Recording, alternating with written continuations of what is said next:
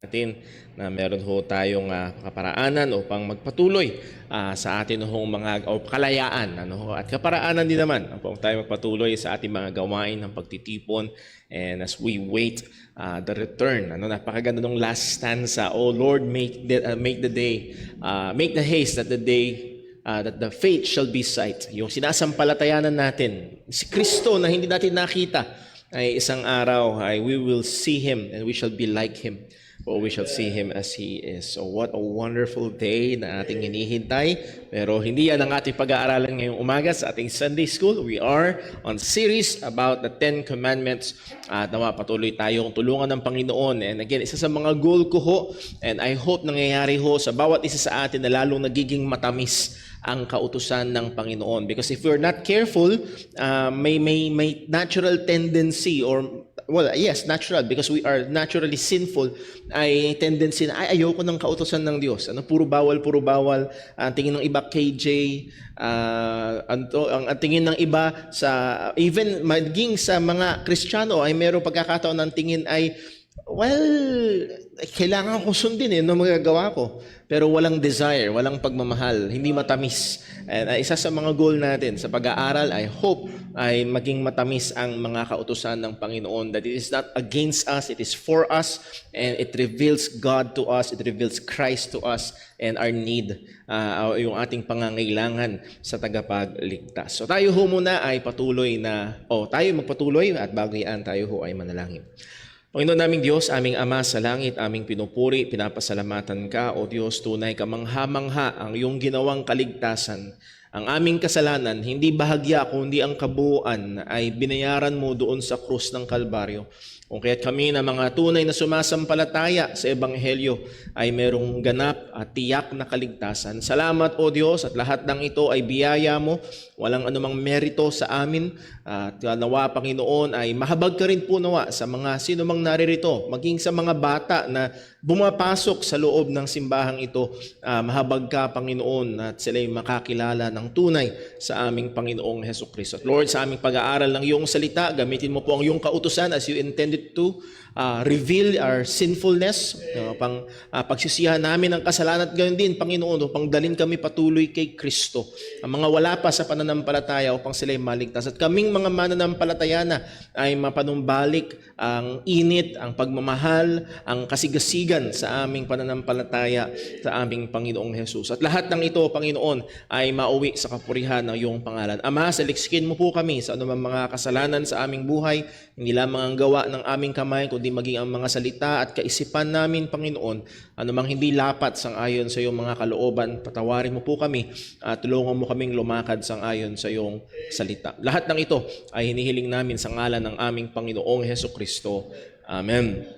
Again, we have covered commandment number 1 to 6, and now we are dealing with commandment number 7, "Thou shalt not commit adultery," or huwag kang mangangalunya. And hopefully, we will have a wider, clearer view at maunawaan natin kung ano talaga, ang sakop nitong ikapitong utos.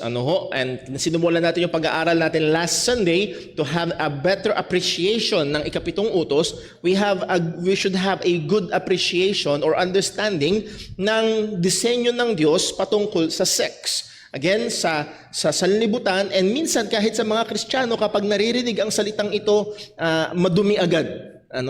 Yes, pinadumi ito ng sanlibutan. Yes, binaluktot ito ng dyablo, pero ito ay disenyo ng Diyos. Sabi ni Phil Ryken, prior to the Reformation, the church generally regarded sex, even within marriage, as unnecessary evil. Even ang Roman Catholic Church before the 1600s or 1500s, ang tingin dito ng mga even mga Kristiyano, kailangan para sa procreation, pero masama yan, madumi yan. At hindi pa rin nagbabago ang pananaw ng marami, at ito ay madalas na iniiwasan na mapag-usapan. Now, a biblical view of sex is this: it is God's design and gift to man. Ito ay dinisenyo ng Diyos. Sabi niya sa tao sa Genesis 1:28, pagkalikha niya kay Adan at kay Eva, "Be fruitful and multiply. And how will that be done? Yung procreation, how will it be accomplished? Paano ito magagawa? Well, it is through the sexual union between a husband and wife. So from the beginning, God has designed male and female to be part of procreation. Dinisenyo na lang ito ng Panginoon. It is a gift of God for married people. Genesis 2:24, therefore shall a man leave his father and his mother and what? Cleave unto his wife, and they shall be one flesh. At itong one flesh union na ito ay between a married man and woman ay isang napakalalim at maraming aspeto ng pagsasama. Kasama dito ang physical, emotional at spiritual intimacy. So there is that romantic, emotional intimacy, but there's also physical intimacy kasama doon sa one flesh union, sa disenyo ng Panginoon sa mag-asawa, ang pagtatalik. So again, this is God's design, this is God's gift to married people. Sana maging malinaw yun sa mga mag-asawa lamang, sa kanilang sariling asawa. Okay? Nakita ho natin na merong isang buong book halos buong book sa Bible na may makulay at merong hayagan na paghahayag ng romantic intimacy between a husband and wife. That is Song of Solomon.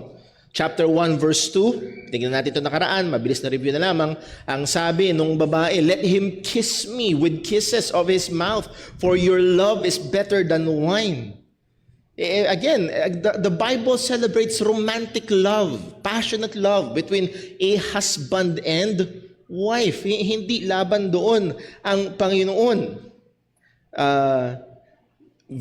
Chapter 1, verse 4, draw me after you, let us run. The king has brought me into his chambers. And again, mamaya sa preaching natin, yung word na chamber sa New Testament, yes, it means chamber, kwarto.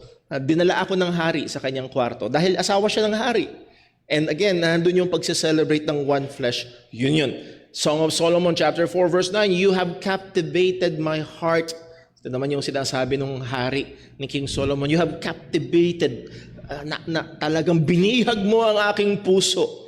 My sister, my bride, and have captivated my heart with one glance of your eyes, with one jewel of your necklace. Pambihira, isang sulyap mo lang, dead agad ako.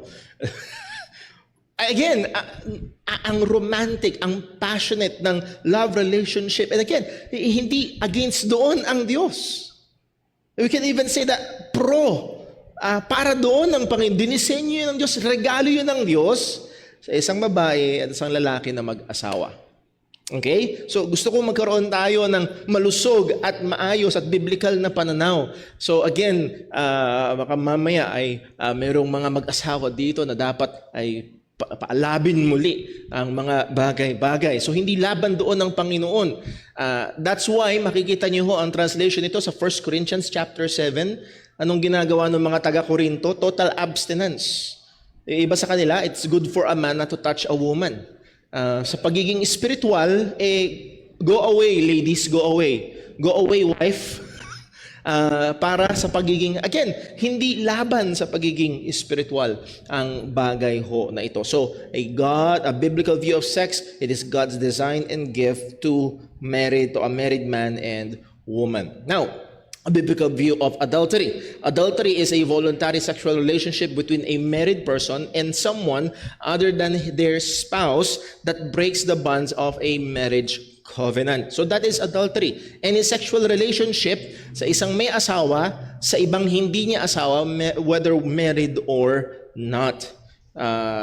So ito ang technical definition ng adultery. And it is the greatest sexual sin because it violates the trust between the husband and wife. Hindi lamang yun, it breaks the marriage covenant, a promise made before God. So hindi lamang ito kasalanan sa asawa, ito ay kasalanan sa Diyos. At ito ay hindi magaang. Ito ay mabigat na kasalanan. Na at ito ay affirmed sa Bible sa pamamagitan ng anong klaseng penalty ang ipinapataw ng Panginoon sa lumang tipan sa mga gumagawa nito. Leviticus 20:10, and the man that committed adultery with another man's wife, even he that committed adultery with his neighbor's wife, the adulterer and the adulteress shall surely be put to death.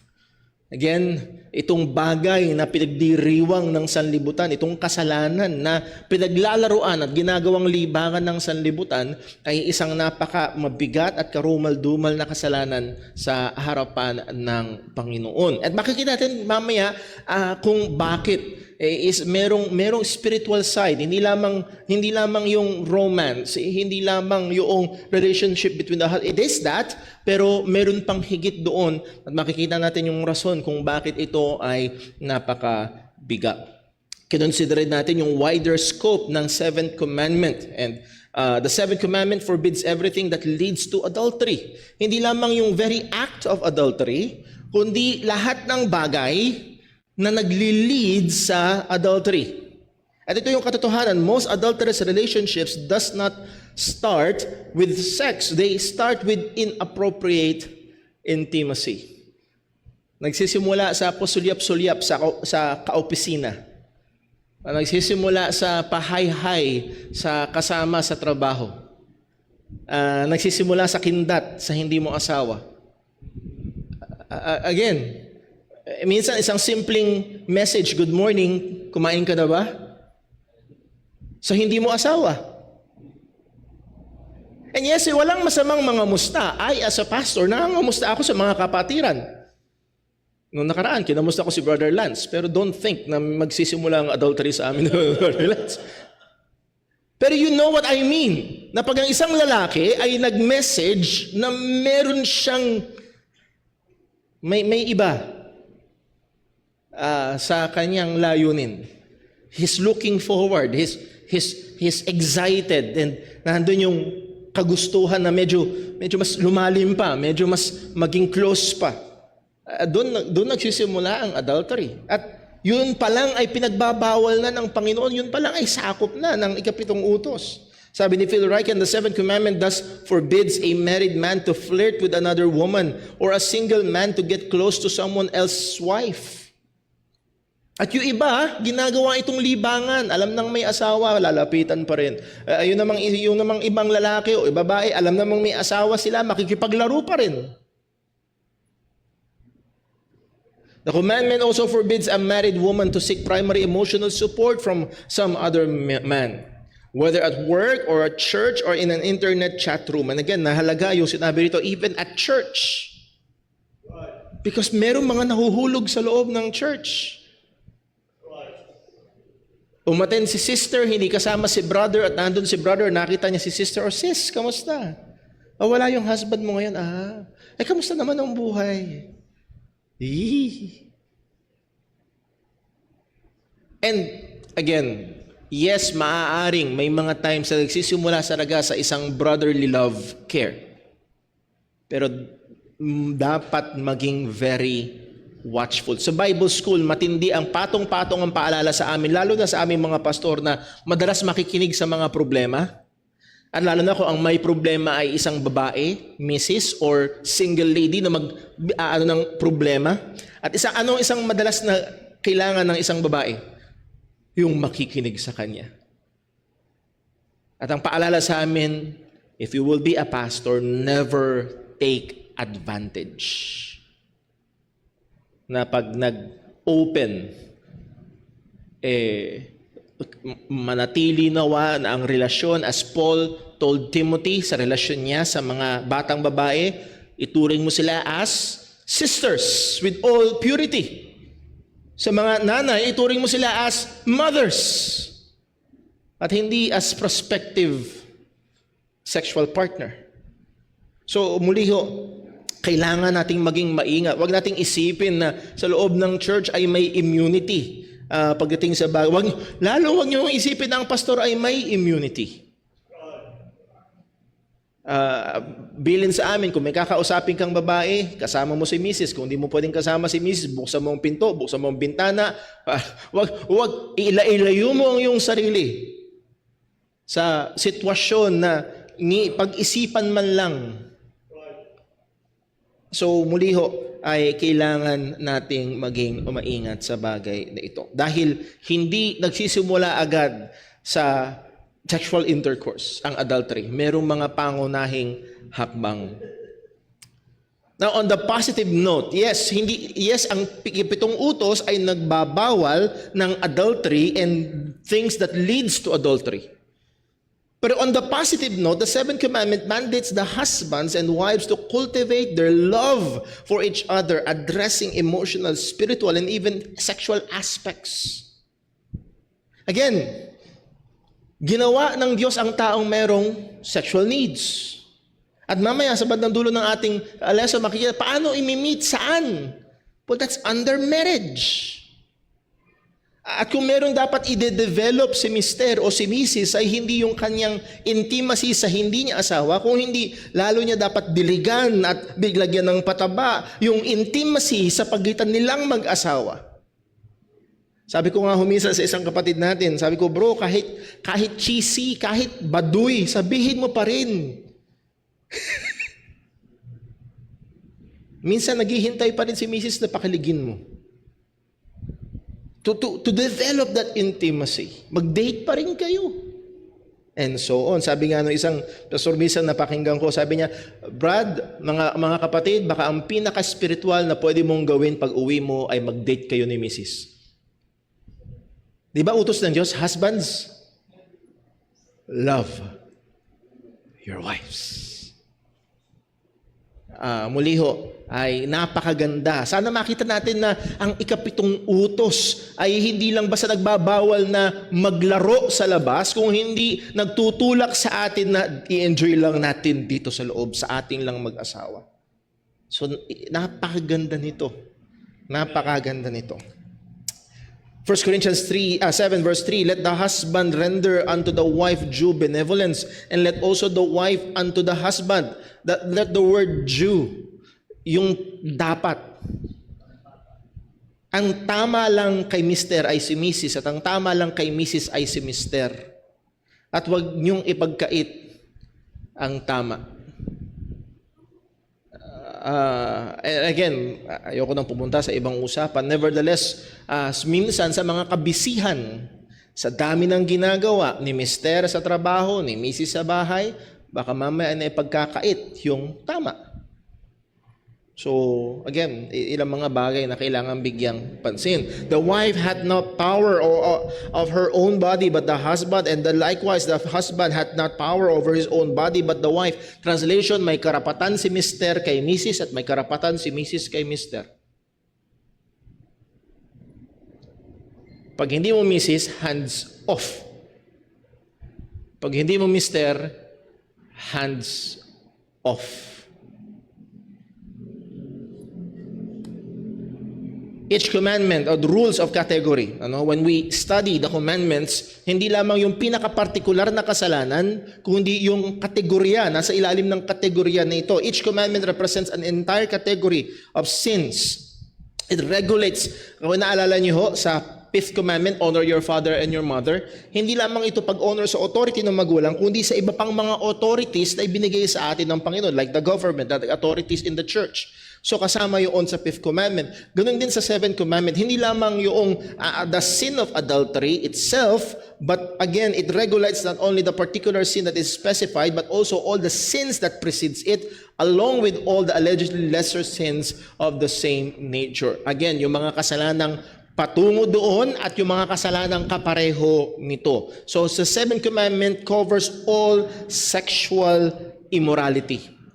Lahat ng hindi makadiyos na gawaing sexual, ito ay nasa ilalim ng ikapitong utos. The 7th commandment rules out any form of sexual immorality. The 7th commandment forbids fornication. Ano naman yung fornication? Ito yung sex before marriage. Sex outside of marriage. Sabi ni Phil Ryken, fornication is sexual intercourse in a relationship outside the covenant commitment of marriage. It refers most specifically to premarital sex, which is a violation of the 7th commandment. Until a man and a woman are actually married, they do not have the right to enjoy the sexual parts of one another's bodies. Walang blessing ng Panginoon, ayaw ng Diyos, kasalanan. And as we have seen sa lumang tipan, at hanggang ngayon naman di nagbabago ang standard ng Diyos. Ito pa rin ay karumal-dumal na kasalanan.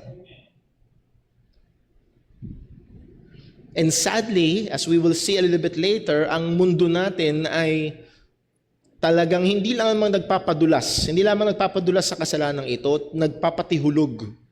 Free fall.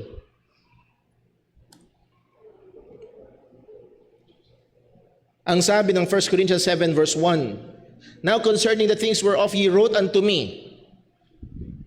Muli ho, dati kasi dito sa JCBC, bago ako dumating dito, bawal makipagkamay ang lalaki at sa babae.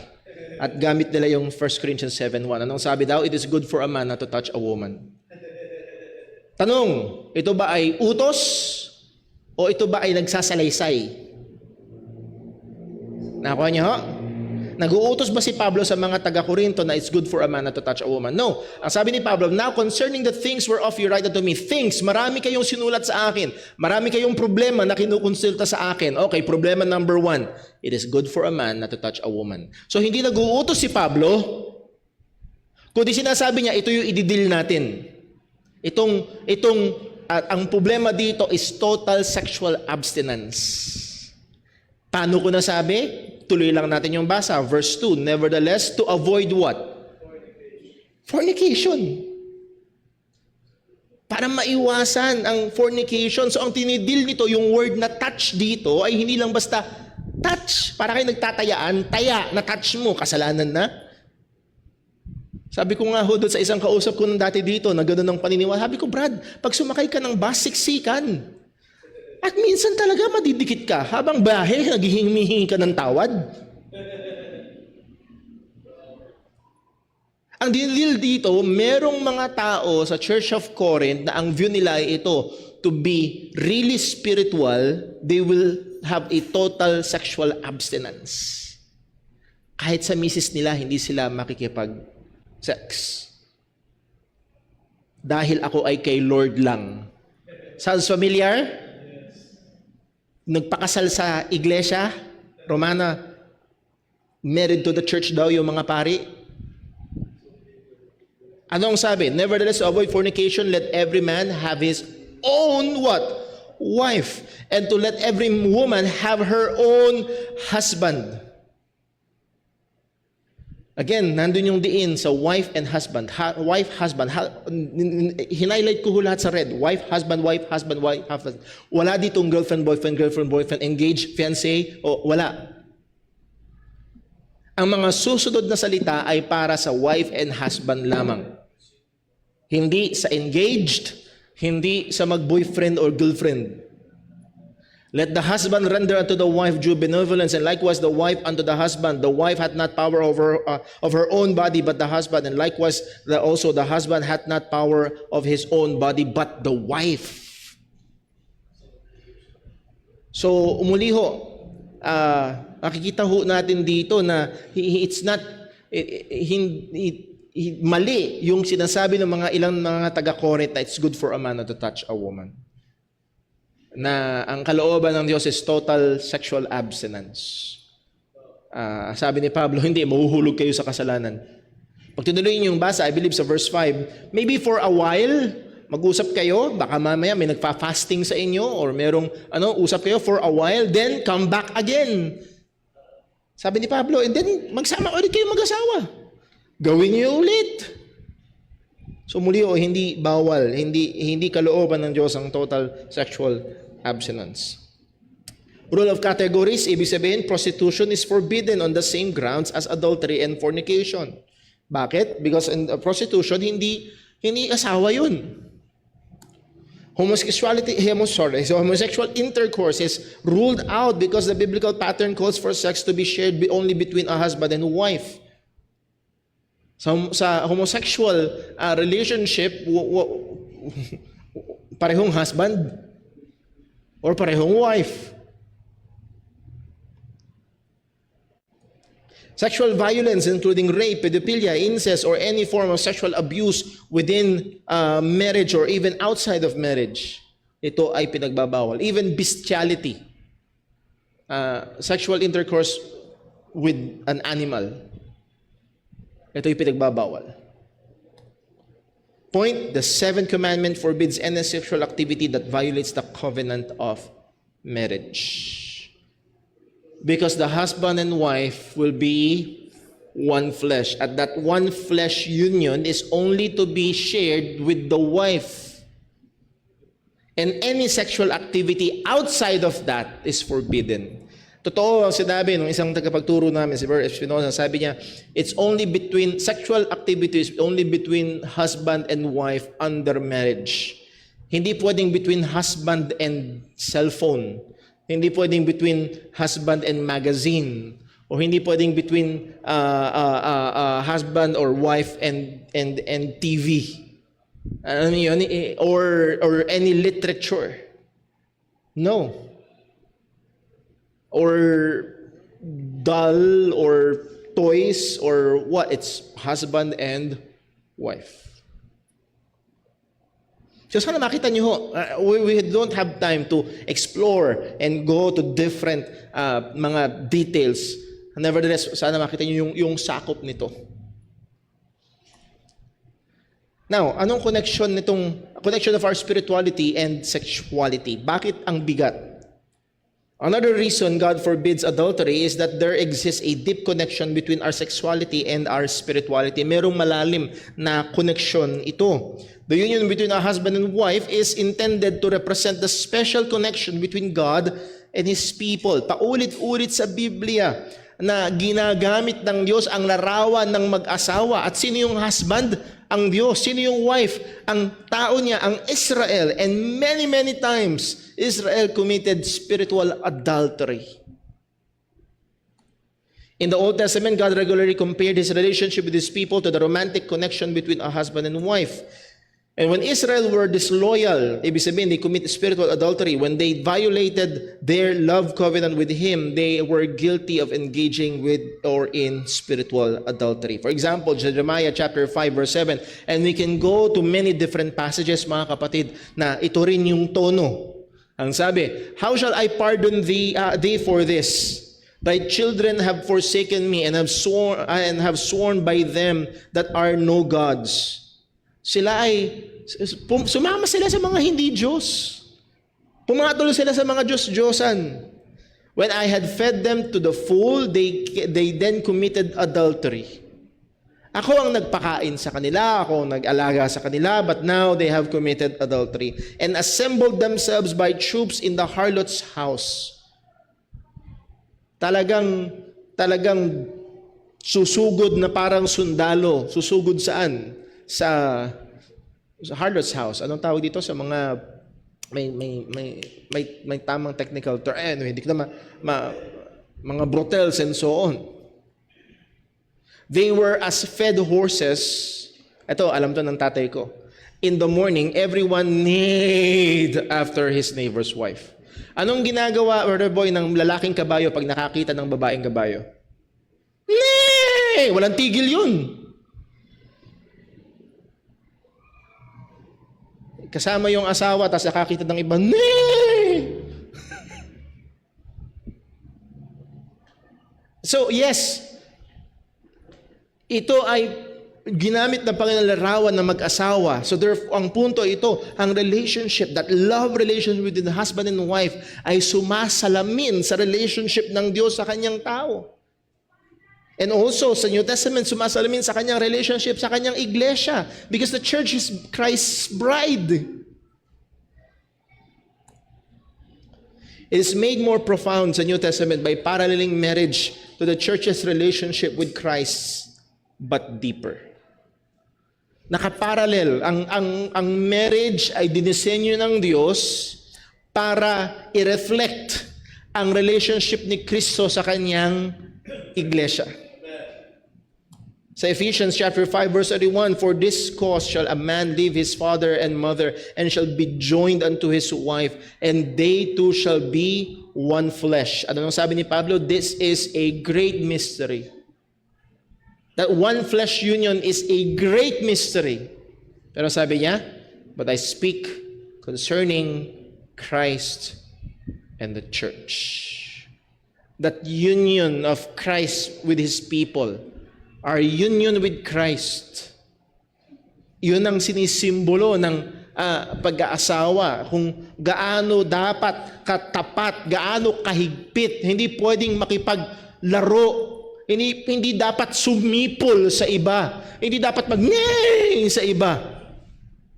Ayun dapat ang Kristiyano sa ating Panginoong Hesukristo. So itong marriage, intimate marriage relationship ay sumasalamin sa relationship sa ating Panginoon at napaka mapanganib kapag merong napakababa at hindi tamang pananaw.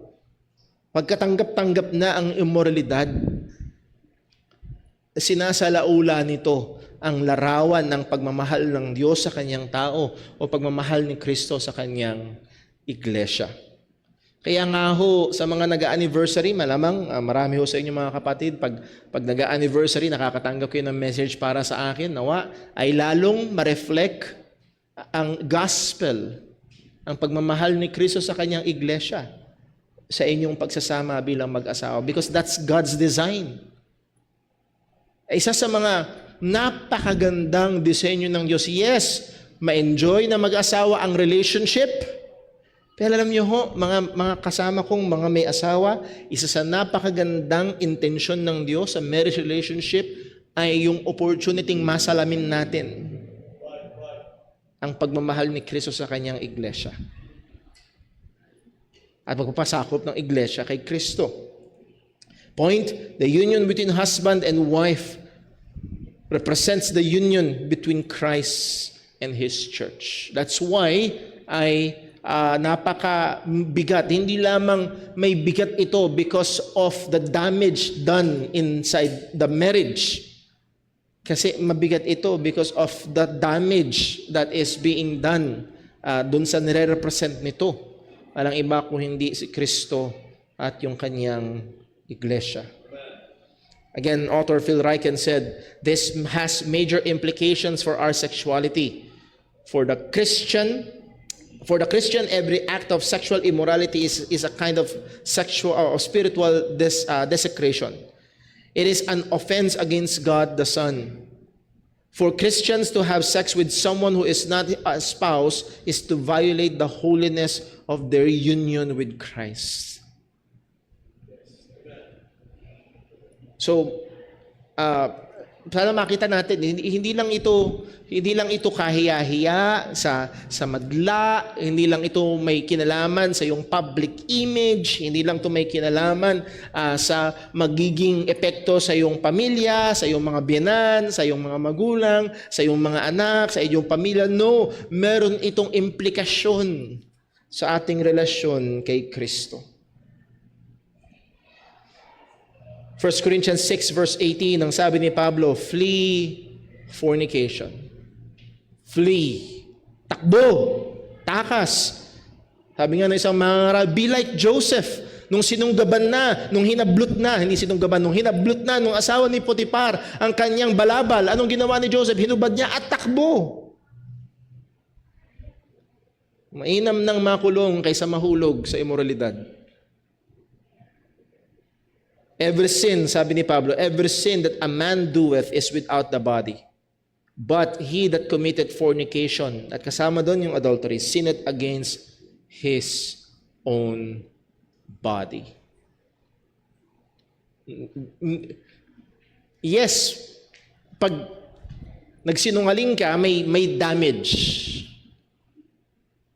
Pero pag ikaw ay gumawa ng sexual immorality, may damage agad sa'yo.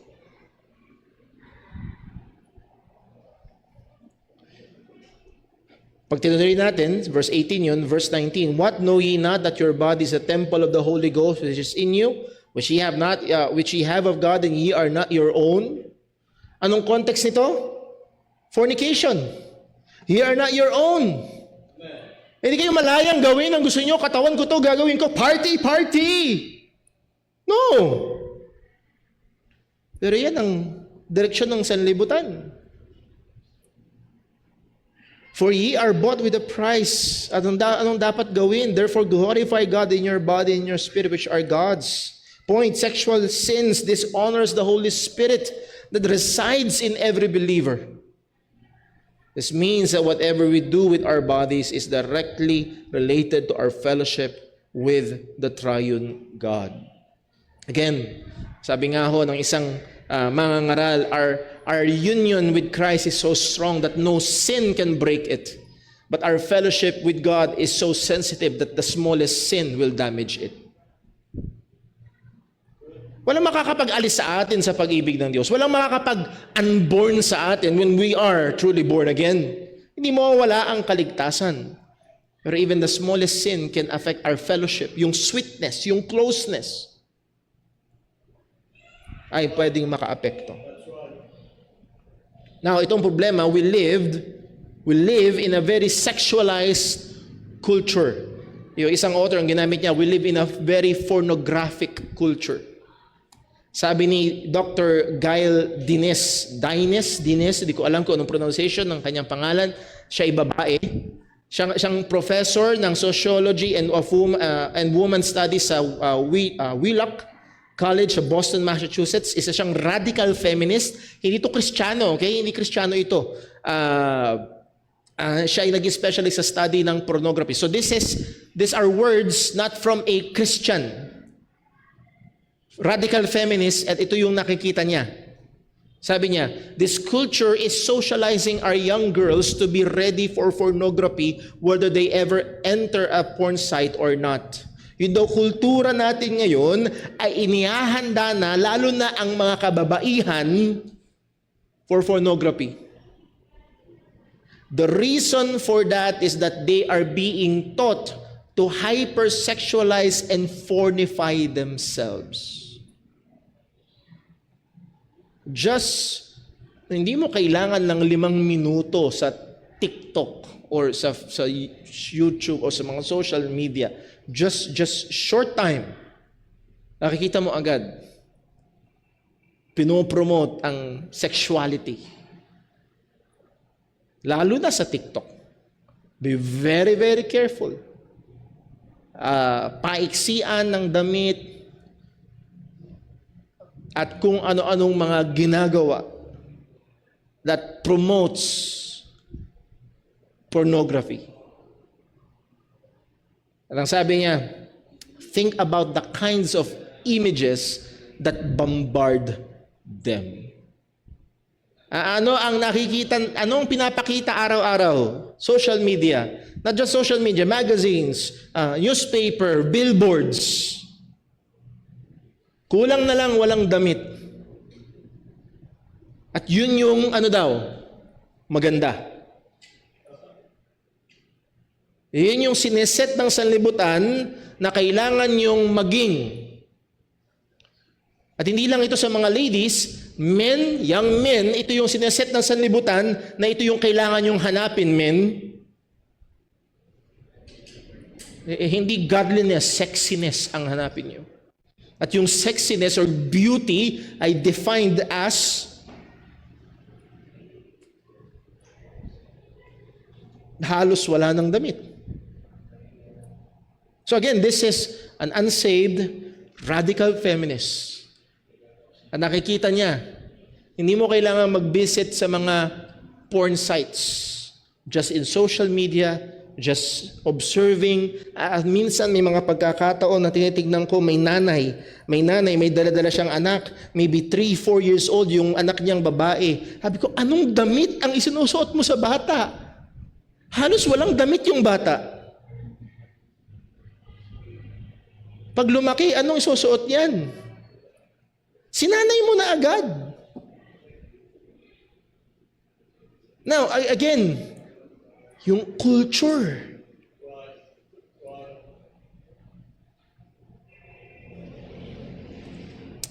Now, let's go to a Christian theologian. Sabi ni Phil Ryken, sexual immorality is common in our culture. People are looking for love, but they are settling for sex. Young people, love is not sex. Consider the casual sex on the college campus, the aggressive promotion of homosexuality as a lifestyle, and all the sexual materials on television. With all the encounters and innuendos, the average American views sexual material more than 10,000 times a year. Yung mga salita, pictures, videos, and so on, ay encounter, promotions, advertisements, more than 10,000 times a year na babombard ang mga Kristiyano. So let us be very, very careful. In this hypersexualized culture, lust is a norm, even purposefully targeted or promoted, I should say. Ang pagnanasa, ang sexual na pagnanasa sa kulturang ito ay ginagawang normal at din pinopromote pa. Now, bakit natin sinasabi ito? Sapagkat sa pag-aaral natin sa mga kautosan, familiar na tayo dito, merong inside and outside rule. Medyo nadaanan natin ito na nakaraan. Hindi lamang yung panlabas na sexual intercourse out of marriage, but even yung inside.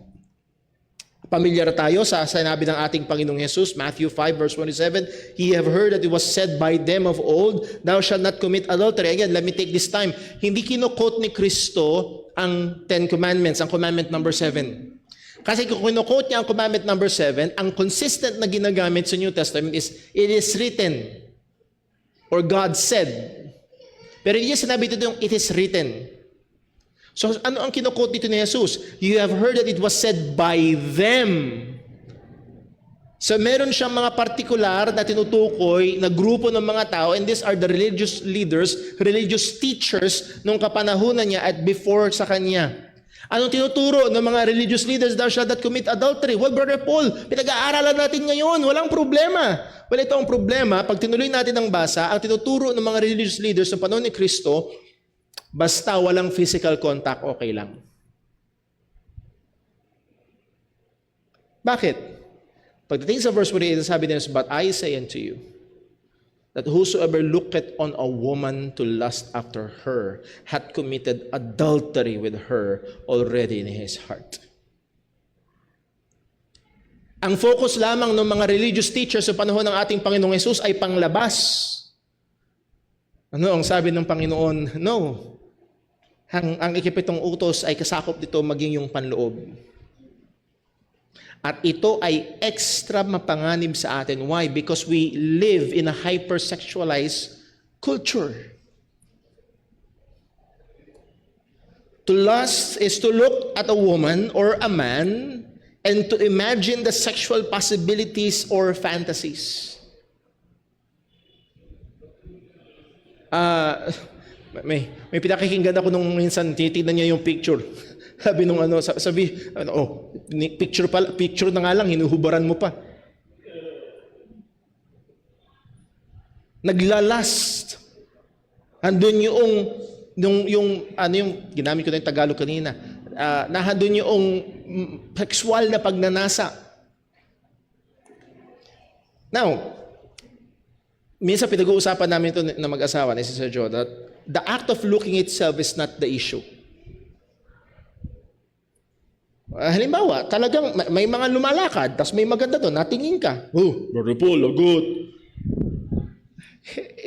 Hindi yung basta pagtingin. There are times na talagang ina-appreciate mo yung ganda.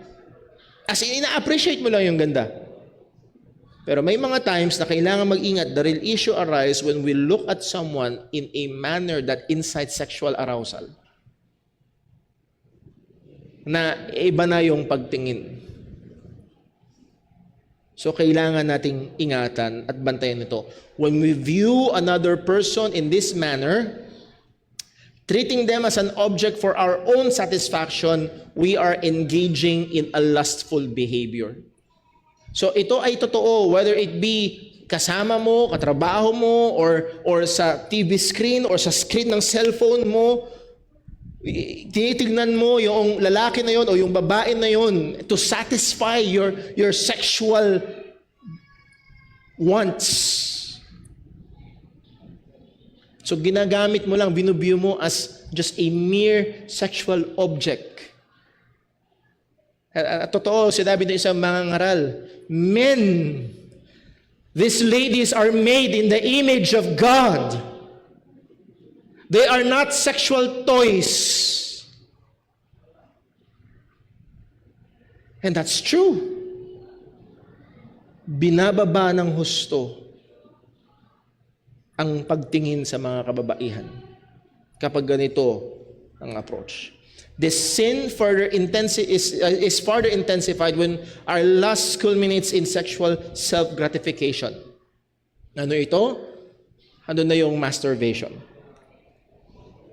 Male or female?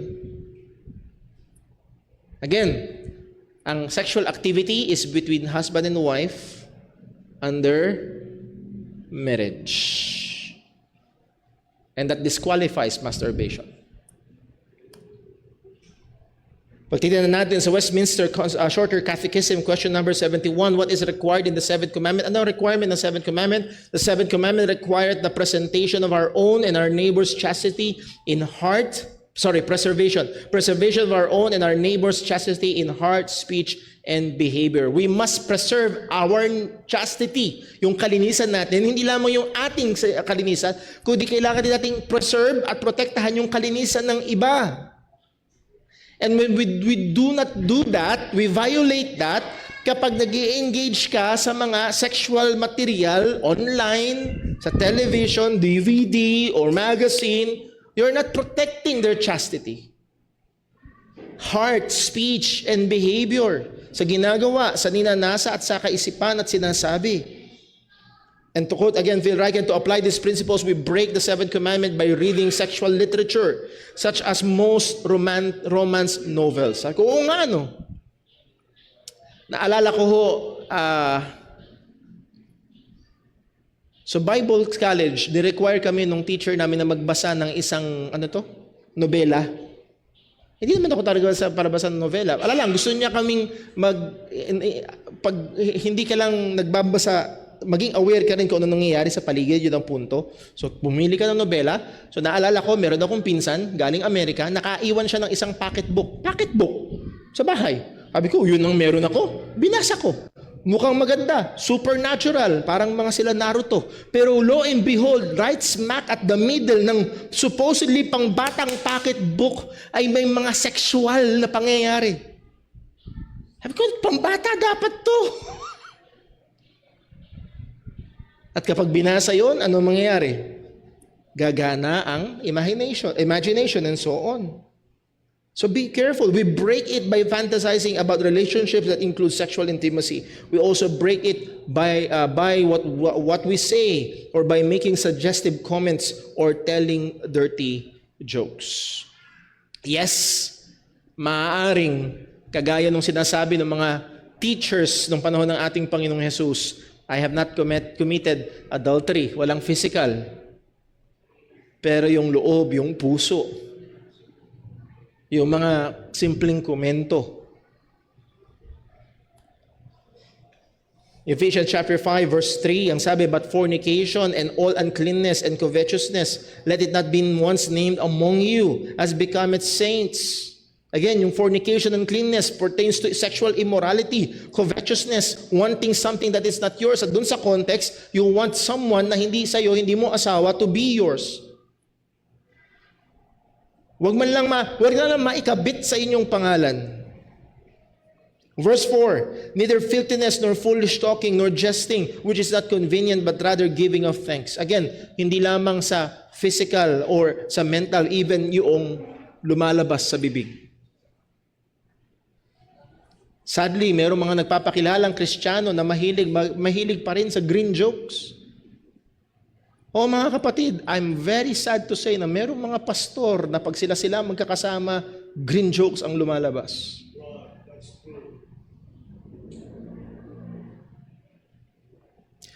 Pag nakarinig ko kayo ng ganun kay Brother Paul, please rebuke. The battle against sin, or the sin of lust, is hard. It is made harder, by the hypersexualized culture. It is made harder by the inward nature of this sin. Dapat comparative yun. Harder. Ito ay mahirap at lalo nagiging mahirap sapagkat sa over-sexualized na kultura at ito ay lalo nagiging mahirap sapagkat may inward aspect. Ano yon? Sa loob, hindi kita. Baka tatahi-tahimik pero kung ano-ano ang lumalaro na sa kaisipan. So let me tell us, it is a fight. Ito ay isang labanan.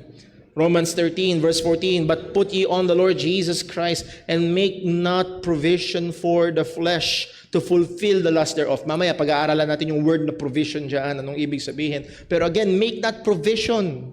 Ipagkait. Huwag mo ibigay. Kumbaga sa apoy, huwag mong gatungan. Job 31 verse 1, I have made a covenant with mine eyes. How then could I gaze at a virgin? Babantayan ko yung mata ko. Hindi ako titingin ng may pagnanasa. Proverbs 6:20, my son, keep thy father's commandment and forsake not the law of thy mother. Again, ano ang punto niyan? Ang nanay at tatay ay consistently and diligently nagtuturo sa mga anak patungkol sa Diyos. Okay? At anong isa sa mga purpose? Verse 24, pag tumuloy tayo after 4 verses, to keep thee from the evil woman, from the flattery of the tongue of the strange woman. Lust not after her beauty in thine heart, neither let her take thee with her eyelids. It is a fight. Kailangan natin ang salita ng Diyos. Mapaalalahanan tayo ng mga kautusan ng Diyos. At alam niyo, isang napakaganda ng 7 utos, pwede natin itong ikasa, ilagay sa ating mga isip sa tuwing dumarating ang tukso. Ipaalala lang natin sa ating sarili, thou shalt not commit adultery. 1 Corinthians 6:18, flee. Again, nabasa natin kanina, flee fornication. Flee, takas, alis.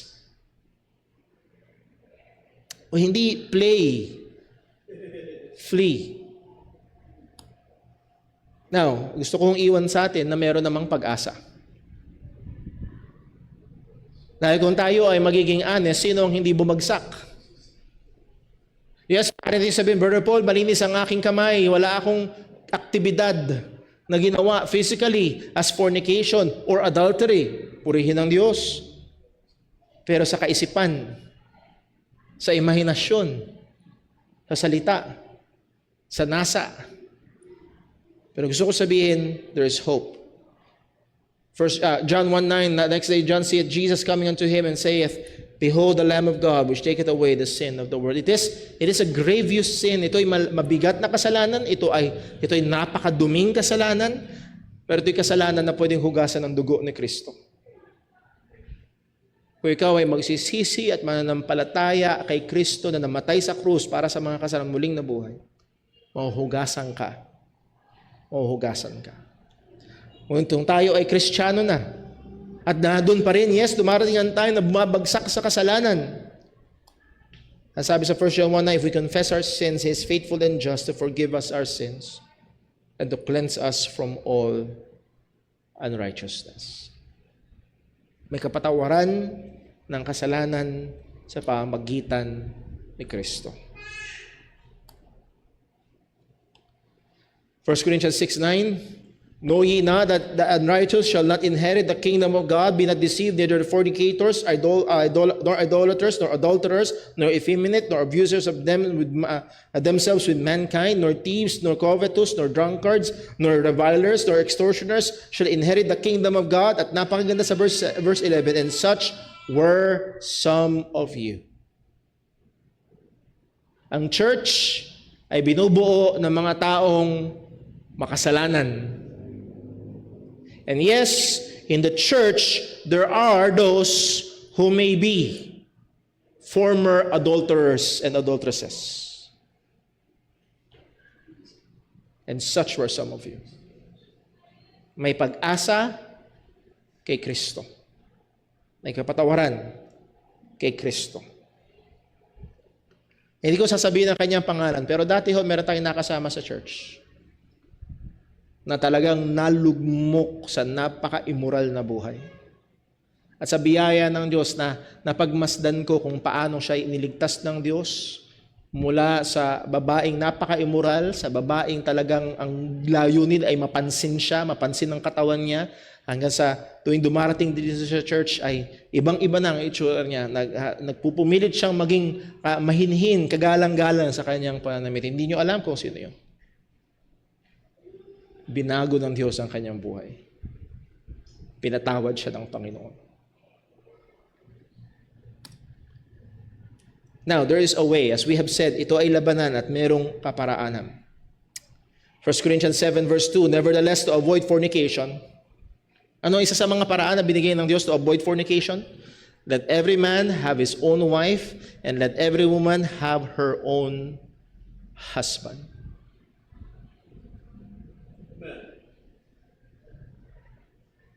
Hindi ko ho alam kung ito ay talagang tingin ko madalas ito ay hindi kasama sa decision making ng mga kabataan.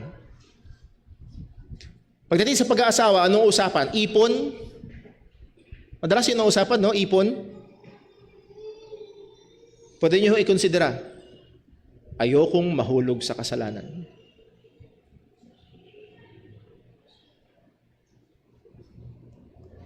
Para maiwasan ang pagkahulog sa kasalanan, isa sa mga pwedeng gawin, ang sabi nga sa verse 8, I say therefore to the unmarried and widows, it is good for them if they abide even as I, but if they cannot contain,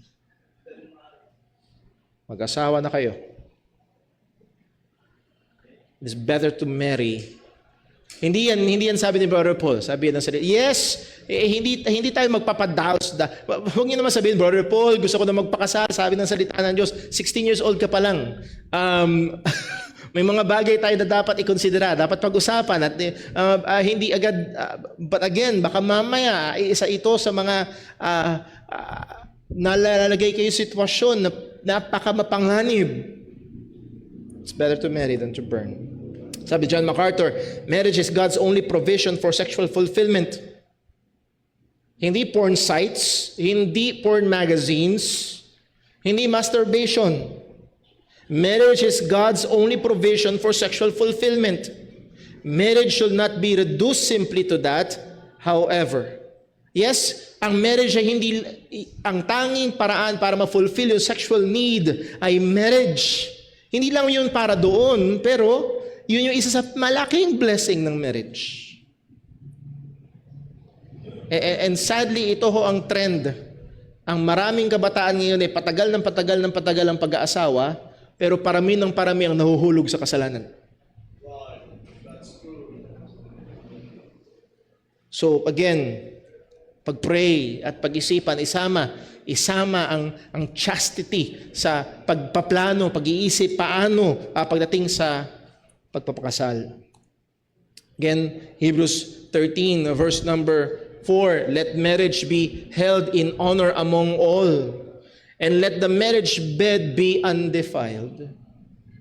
For God will judge the sexually immoral and adulterous. Napakaganda ng 7 utos. Thou shalt not commit adultery.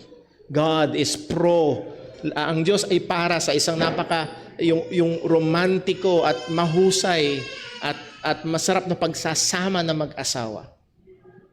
Again, young people, wag kayong padala, wag kayong maniwala sa sinusubukan kayong kumbinsihin ng sanlibutan na maglaro bago magpakasal. Wag. Maniwala tayo. Huwag niyong pakinggan ng bulong ng diablo na sinasabi kagaya kay Eva, pwede ka mamamatay. Hindi, okay lang yan. Magpapakasal din naman kayo eh. No. Malinaw ang salita ng Panginoon. Kadawa, tulungan tayo ng Diyos. At natin makita yung ganda ng 7 utos. Thou shalt not commit adultery. Huwag kang mangangano niya. Sa oras na natitira sa atin, baka meron hong may tanong. Question? Word boy? Good morning po. Good morning po. Yung mga pastor na disqualified na lalo na kung sa sexual immorality. Meron bang verse sa Bible na pwede pa silang i-restore sa pastoring ministry? Wala ho. And actually, ang trend, ang makikita sa Bible, ang sabi na salita ng Panginoon ay, ano to? If any man desire the office of bishop, they desire the good work, if any man be, ano to? Without, hindi ko ma-eksaktong salita. So yes, ang short answer ay wala po. Walang verse. Restoration sa fellowship ng church, yes. Pero restoration sa pulpit ministry ay no. Sa Proverbs, hindi ko maalala yung eksaktong verse, pero tinawag ito sa Proverbs na hindi mabubura ang kanyang mantsa. Hindi mabubura ang kanyang mantsa. At yun yung isa sa mga qualifications ng isang magpapastor. Blameless. Ayun pala. Hindi ibig sabihin walang kasalanan dahil walang pwedeng magpastor kung ganon.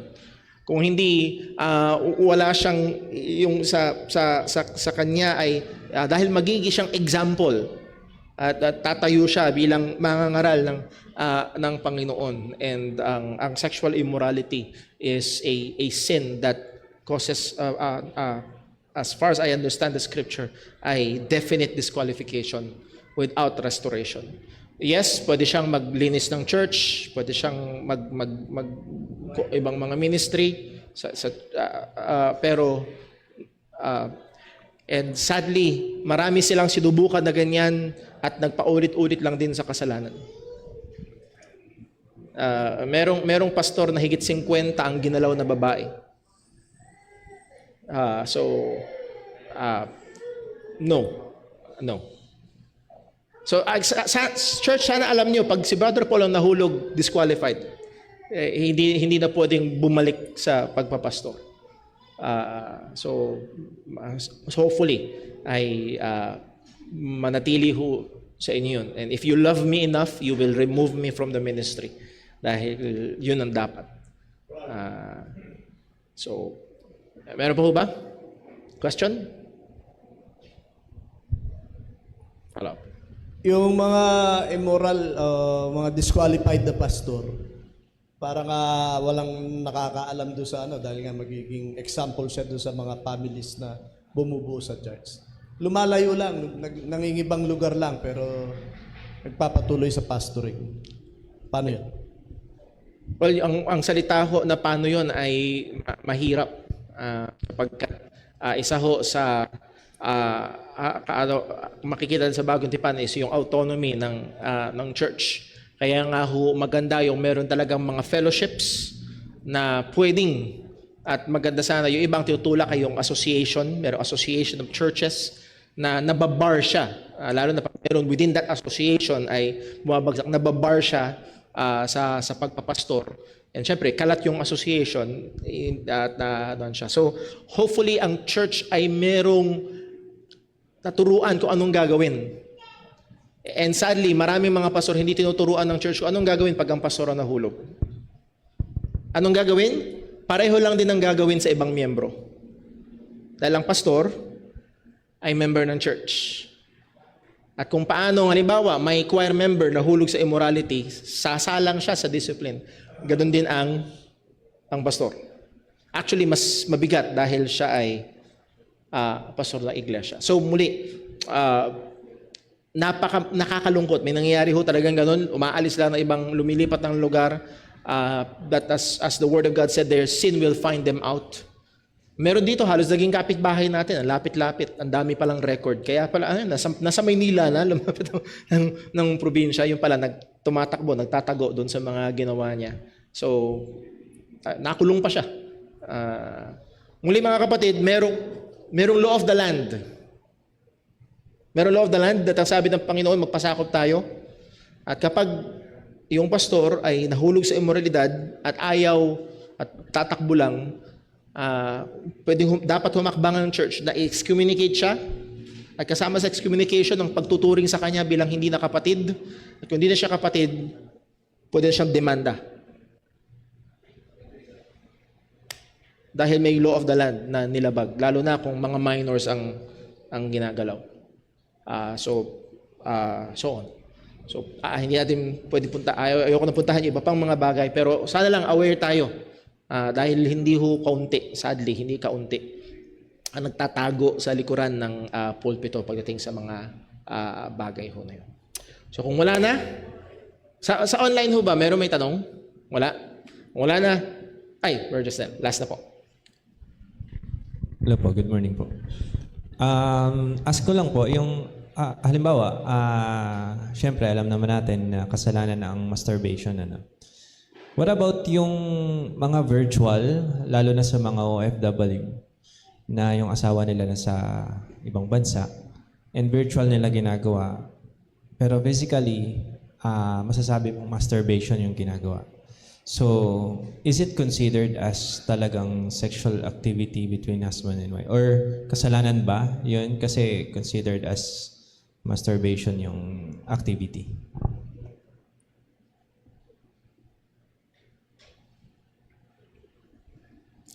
Dahil lang ako pinapakuluan ko sa isip ko. A very practical question. Ano ho?